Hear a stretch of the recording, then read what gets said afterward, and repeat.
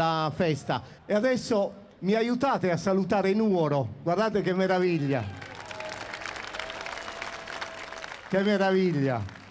Io sono troppo felice di avere questa associazione che compie 50 anni, anzi ha compiuto 50 anni, quindi oramai sono belli anziani, un pochino, però 40 anni il coro, quindi è una formazione che a Nuoro offre un fermento culturale antico ma sempre molto molto attivo. Devo anche ringraziarli perché con noi hanno collaborato non poco per l'organizzazione della riunione a Nuoro. Devo dire che nel percorso e nel viaggio dei suoni in questa circostanza avremo l'organetto diatonico che spesso incontreremo stasera, ma in questa occasione con Sadrunfa, lo scacciapensieri. Quindi a Sadrunfa c'è Simone Azzeni e l'organetto un altro mio caro amico nonché prestigioso musicista, Carlo Boeddu. Grazie per la tua musica.